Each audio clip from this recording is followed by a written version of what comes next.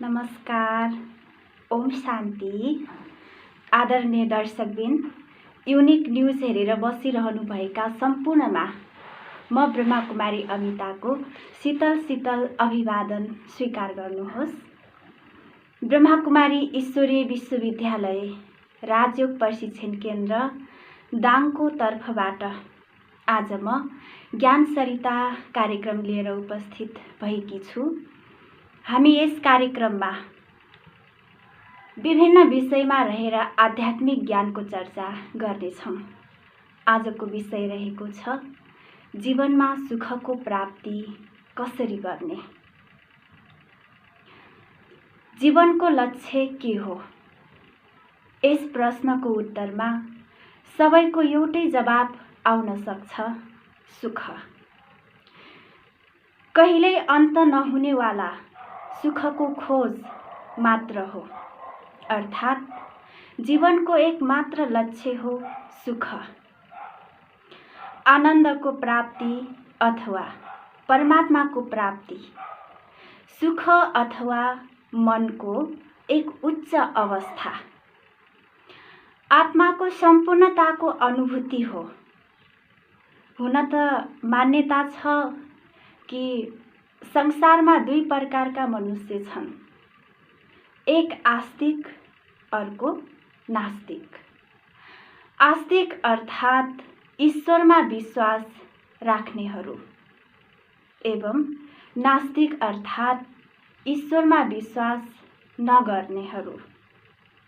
तर मेरो विचारमा यस संसारमा रहनेवाला हर कोही जीवात्मा, चाहे त्यो आस्तिक होस् या नास्तिक, परोक्ष या अपरोक्ष, ऊ ईश्वरलाई प्राप्त गर्न चाहन्छ।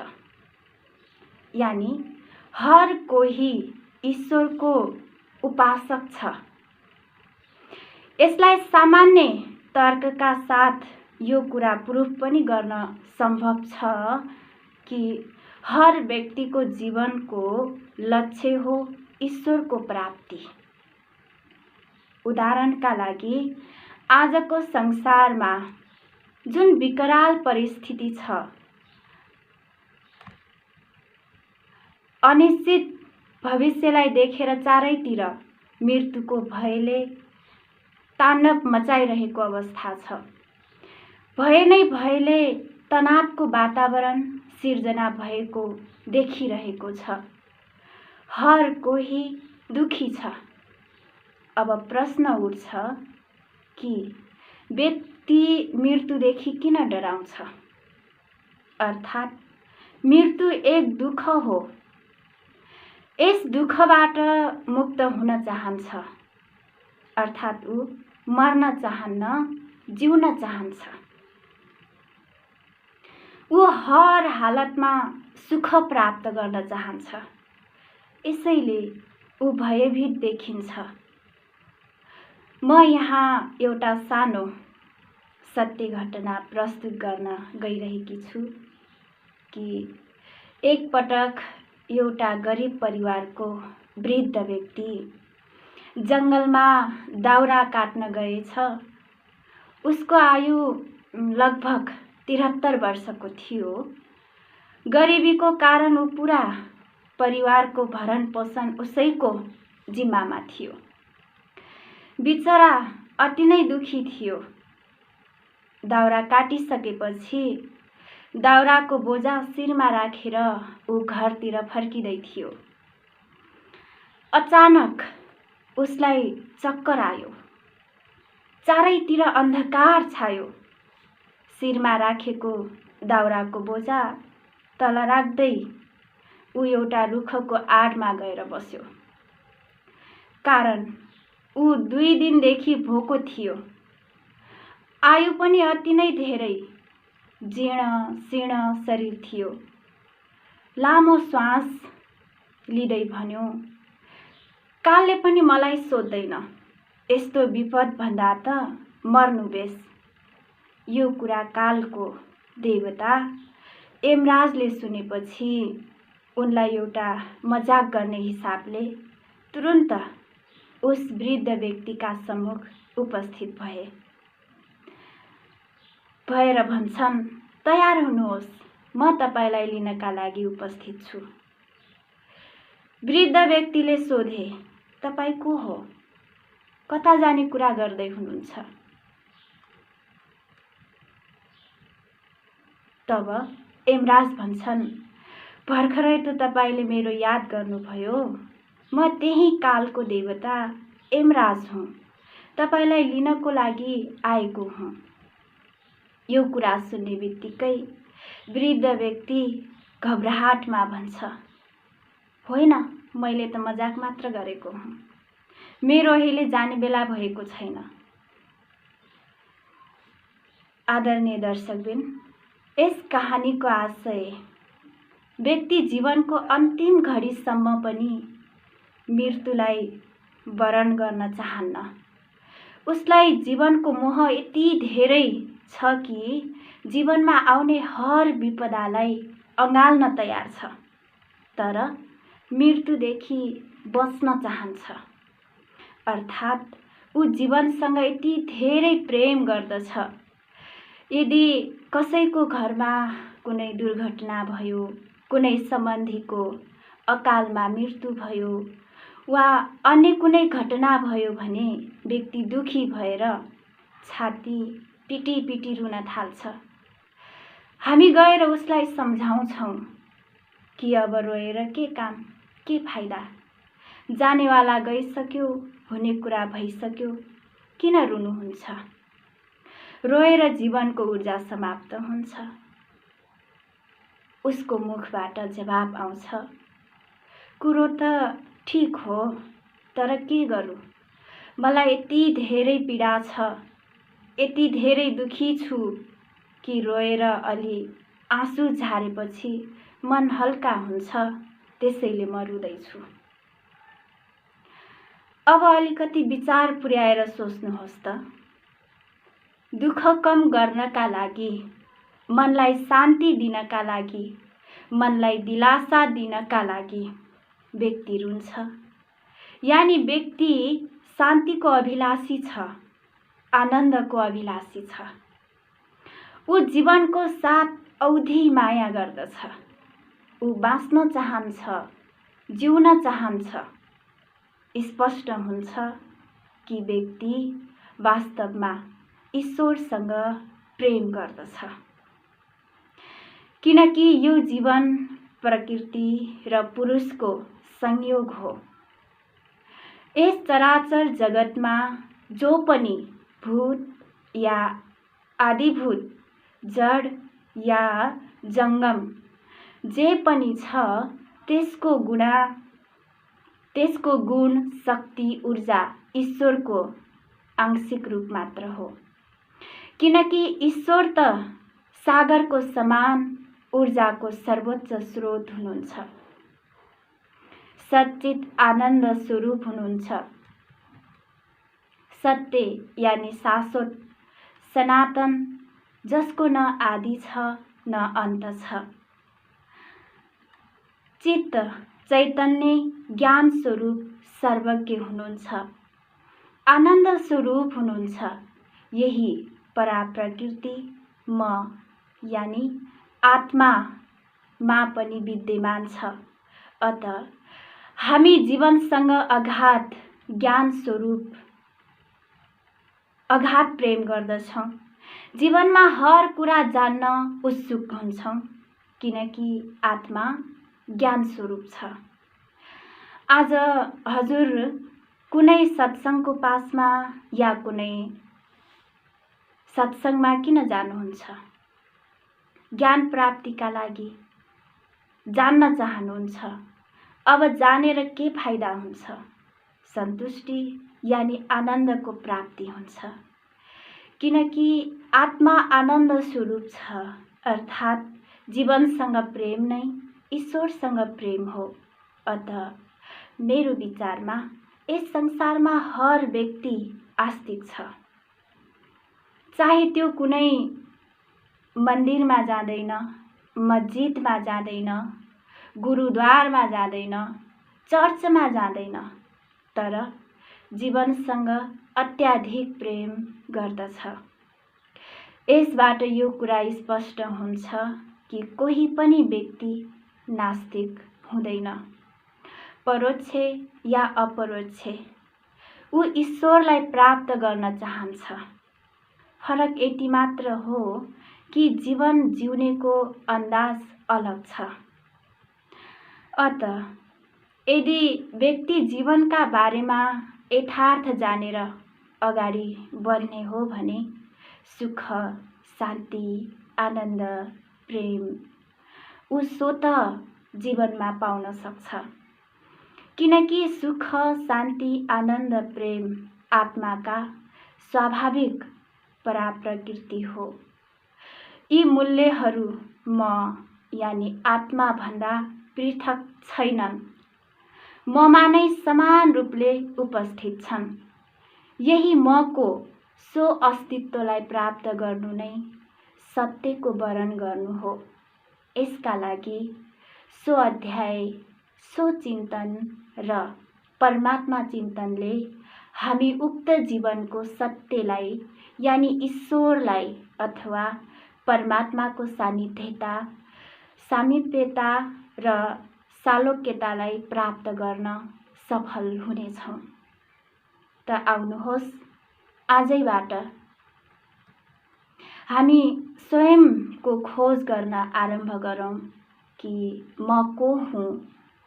ईश्वरसँग प्रीत जीवनको उत्कर्ष यानि सुख, आनन्द, ईश्वरदेखि विपरीत जीवनको पतन, अभिशाप यानि दुःख, अशान्ति। यसका बारेमा समय प्रति समय अनेकौं दार्शनिकहरूले आफ्नो विचार दिएर गएका छन्। पूर्वीय दर्शन शास्त्रीहरूका भनाइहरूलाई पनि हामी राख्नेछौँ कि आखिरमा सबैको तर्क, दार्शनिकता र विचारको गहिराईलाई हामी आफ्नो मनन शक्तिको द्वारा अध्ययन गर्नेछौँ र जीवनलाई सरल, सफल र सादगीपूर्ण कसरी बनाउन सकिन्छ र साँचो सुख, आनन्द कसरी प्राप्त हुन्छ भन्ने कुरा हजुरहरूका सम्मुखमा प्रस्तुत गर्नेछौँ। म को हुँ? म एक आत्मा हुँ। यसभन्दा भिन्न जो मेरो हो म त्यो होइन। मेरो टोपी म टोपी होइन। मेरो पिताजी म पिताजी होइन। मेरो छोरा म छोरा होइन। मेरो शरीर म शरीर होइन। मेरो मन म मन पनि होइन। मेरो बुद्धि म बुद्धि पनि होइन। मेरो संस्कार म संस्कार पनि होइन। मेरो वृत्ति म वृत्ति पनि होइन। मेरो दृष्टिकोण म दृष्टिकोण होइन। जो मेरो हो त्यो म होइन। जब कसैको मृत्यु हुन्छ तब त्यसलाई भन्दछन् अर्थीलाई चाँडो उठाऊ। अरे हिजो जसलाई सम्मानपूर्वक पुकार्ने गर्थ्यौं, जोसँग अति प्रेम भाव थियो, त्यो आज मात्र एक अर्थी। अरे त्यो त पुकारका पुराका पुरा वही जस्ताको त्यस्तै छ। फेरि आज सम्बोधन किन बदलियो?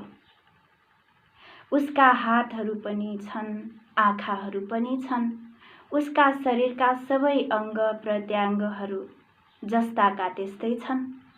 तब फेरि मात्र अर्थी किन भनिन्छ? किनकि जो म नामको सत्ता थियो, जो चेतना थियो, त्यो यस नश्वर शरीरलाई त्यागेर विलग भइसक्यो। यसैले जो म नामको तत्त्व हो त्यसका बारेमा न म ब्राह्मण, न क्षत्रिय, न वैश्य, न शूद्र, न म ब्रह्मचारी वा गृहस्थी पनि होइन, न मन्त्री, न अधिकारी, न समाजसेवी। यिनीहरूमा म केही पनि होइन। म एक चेतन आत्मा हुँ। तर आज हामी यस कुरालाई भुलिसक्यौँ।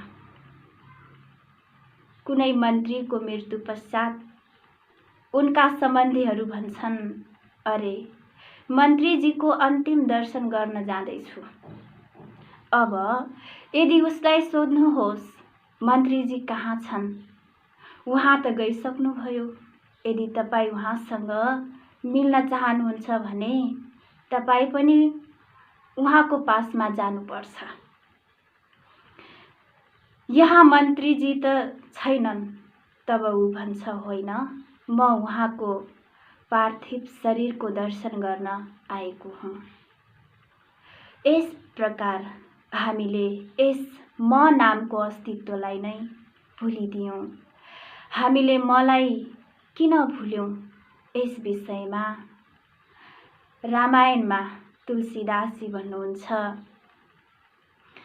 जीव जीव ते हरिते बिलगानो, तब ते देह घेह जो मान्यो, माया बस स्वरूप बिसरायो, तेही भ्रम ते दारुण दुःख पायो। जीव भगवानदेखि विमुख भयो। हाम्रो जब चेतना भगवानदेखि विमुख भयो, उसको संसारका प्रति आसक्ति अर्थात् मायारूप अन्धकारको छाया हाम्रो माथि हावी हुँदै गयो। किनकि भगवान प्रकाश स्वरूप हुनुहुन्छ।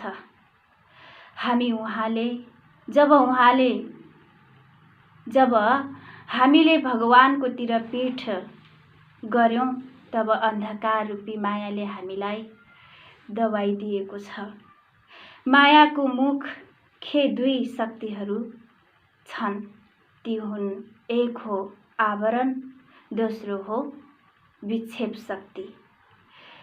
आवरण शक्तिले स्वयंको स्वरूपको विस्मरण गरायो, अर्थात् मनुष्य सत्यदेखि दिग्भ्रमित भयो। सनै सनै मायारूपी छायाको आगोशमा पुग्यो, जहाँ चारैतिर केवल अन्धकार। अनि विक्षेप शक्तिले संसारका प्रति हामीलाई आसक्त बनाइदियो, जसले गर्दा हर व्यक्ति यही भ्रममा छ कि मेरो जीवनको लक्ष्य नै संसार हो। यसको बिना जीवनको कुनै औचित्य नै छैन। यस प्रकार मायाले हामीलाई यस संसारका प्रति आसक्तमा अन्धो बनाइदिएको छ र व्यक्ति यसको वियोगको कल्पना मात्रले भयभीत, चिन्तित, त्रासित हुन्छ। यही त वास्तविक दुःख हो। म आत्मा हुँ, यो बोध नै छैन। हामीले आफूलाई शरीर मानिदियौँ। म शरीर हुँ, यो मेरो संसार हो। वास्तवमा हुनुपर्ने हो, म आत्मा हुँ, मेरो परमात्मा हुनुहुन्छ। अब मानवलाई जीवनमा सुख चाहियो। सुख कसरी मिल्छ, कहाँ मिल्छ त भन्दा उसलाई विश्वास छ यस शरीरबाट। यस शरीरको विषयका पछाडि यस संसारमा सुख खोजमा भागिरहेका छौँ। यही कुरामा अल्झेर मानव सुख खोजीमा सदियौँदेखि दौडिरहेको छ। एक व्यक्ति 20, 30, 40 सालदेखि दौडभाग गरिरहेको छ। रुमल्लिरहेका छन्, भागदौडमा छन्। यदि उसलाई सोध्ने हो भने के सुख मिल्यो? उत्तर मिल्छ, अहिले त मिलेको छैन। तब फेरि किन भाग्दैछौँ? उनीहरू भन्छन्, प्रयास गरिरहेको छु, भविष्यमा मिल्छ होला। कुनै युवालाई सोधौँ सुख मिल्यो? उसको उत्तर आउँछ, अहिले त छैन, मिल्छ होला। भर्खरै लोकसेवा पास गरे, नोकरी भर्खरै मिलेको छ। केही वर्षमा सुख अवश्य मिल्छ। फेरि 10 देखि 14 वर्षपछि उसलाई सोधौँ, सुख मिल्यो? उसको उत्तर आउँछ, अहिले त मिलेको छैन। भर्खरै विवाह भएर छोराछोरी जन्मेका छन्, जिम्मेवारी बढेको छ, भविष्यमा मिल्छ।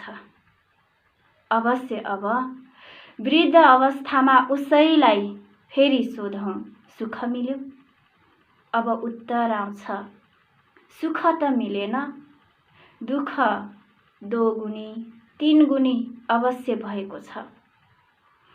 छोराछोरी आफ्नो सुखको खोजीमा हिँडिसके, घरमा केही पनि छैन, हात पाउ शिथिल भए, शरीरले काम गर्दैन। सायद सुख मेरो भाग्यमा थिएन।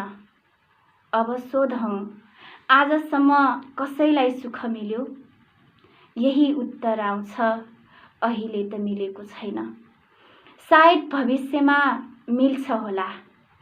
यदि हजुरको बुद्धिमा यो कुरा ज्ञान भयो भने कि यो संसारमा कोही पनि सुखी छैन, चाहे मन्त्री हो, सचिव हो, हाकिम हो, चाहे करोडपति, चाहे लखपति हो, कसैलाई पनि सुख छैन।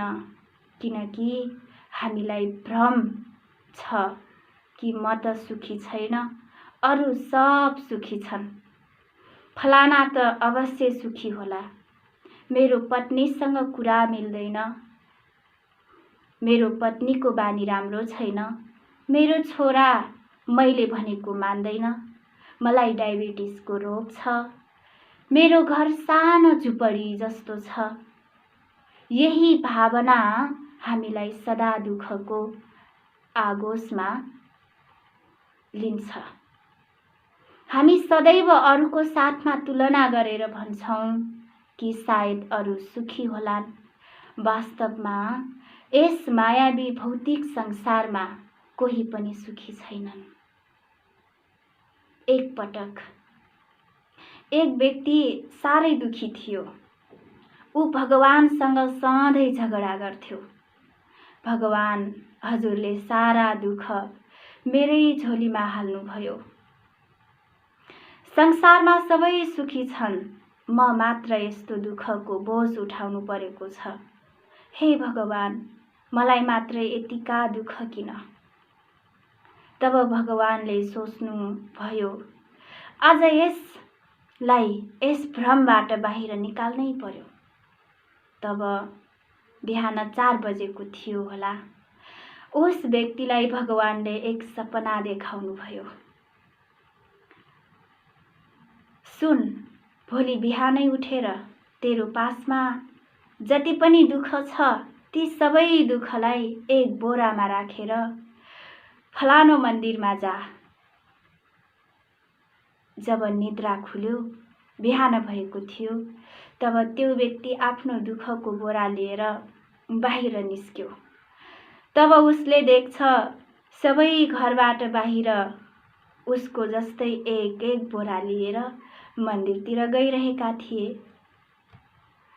उसले सोच्यो, के भगवानले जो सपना मलाई देखाउनु भएको थियो, वही सपना सबैलाई देखाउनु भयो र? हेर्दा त यिनीहरू सबै बहुतै सुखी देखिन्थे, तर वास्तवमा यिनीहरू पनि दुखी नै रहेछन्। यति सोच्दै ऊ मन्दिरमा पुग्यो। तब भगवानको आकाशवाणी भयो, यस मन्दिरमा चारैतिर किल्लाहरू ठोकेका छन्। तिमीहरू सबैले आफ्नो बोराहरू यिनै किल्लाहरूमा झुन्ड्याऊ। सबैले आफ्नो बोराहरू झुन्ड्याए। तब अचानक लाइट गयो। फेरि भगवानले भन्नुभयो, लाइट आउनुभन्दा पहिले यस मन्दिरमा झुन्ड्याएका बोराहरू एक आपसमा एक्सचेन्ज गरिहाल। म तिमीहरूलाई मात्र 10 मिनेटको समय दिन्छु। जसलाई जो मन पर्छ एक्सचेन्ज गर।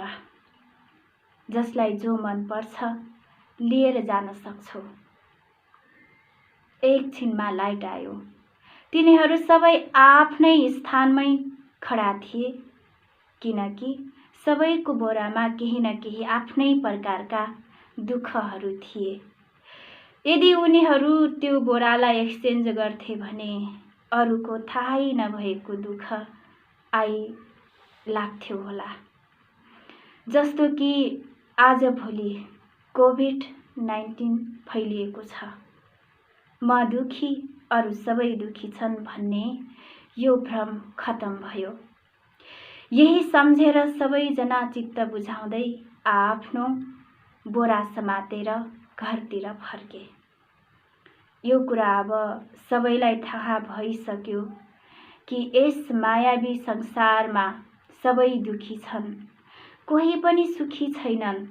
सबैलाई केही न केही दुःख अवश्य छ। दुखी किन छ त भन्दा यसको एकमात्र कारण हामीले सत्यलाई अथवा आत्मतत्त्वलाई भुलिसकेका छौँ। मलाई शरीर सम्झिन थाल्यौँ। अब यदि म शरीर हुँ त संसार नै मेरो लक्ष्य हो। संसारका लागि बाँच्नु उसको जीवनको ध्येय, उसको उद्देश्य हो, किनकि ऊ आसक्त छ। आसक्ति नै दुःखको प्रमुख कारण हो। यदि म आत्मा हुँ तब यो संसार नश्वर छ, एक दिन छोडेर जानुपर्छ। जब हामीले मलाई भुल्यौँ तब मेरोलाई पनि भुलिसक्यौँ।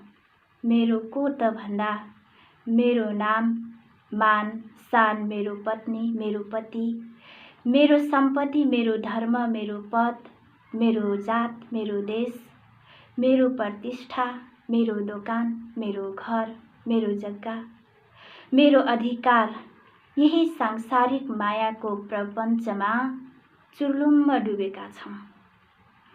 यही आसक्ति, यही मोह दुःखको कारण हो। वास्तवमा हुनुपर्ने के थियो? म आत्मा, मेरो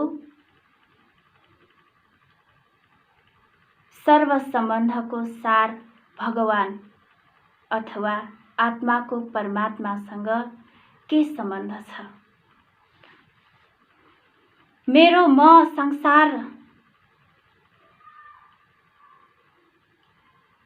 मसँग के सम्बन्ध छ? जब यसको ज्ञान हुन्छ तब यस नश्वर संसारदेखि आसक्ति नष्ट भएर जान्छ। जीवनको प्रकाश सनसनै उजागर हुन आरम्भ हुन्छ। शान्ति, सुख आफै प्राप्त हुन्छ, किनकि यो त मेरो वास्तविक स्वरूप हो। ब्रह्माकुमारी ईश्वरी विश्वविद्यालयकी अन्तर्राष्ट्रिय मुख्य प्रशासिका परम आदरणीय राजयोगिनी डाक्टर दादी जानकी सदा यही महामन्त्र सबैलाई सिकाउनुहुन्थ्यो। त्यो हो, म को हुँ, मेरो को हो, म कसको हुँ, कहाँबाट आएको हुँ? यो प्रश्न आफैसँग सोध। हस्त दर्शकवृन्द, आजको हाम्रो आध्यात्मिक चिन्तन यति नै। अर्को साता सोमबार फेरि Tulsipur Dang unique news YouTube च्यानलमा कार्यक्रम ज्ञान सरिता लिएर आउने नै छौँ। तबसम्मको लागि बिदा माग्दछु। हाम्रो कार्यक्रमलाई सल्लाह सुझाव र लाइक, कमेन्ट अनि सब्स्क्राइब गर्न नबिर्सिनुहोला। नमस्कार। ओम शान्ति।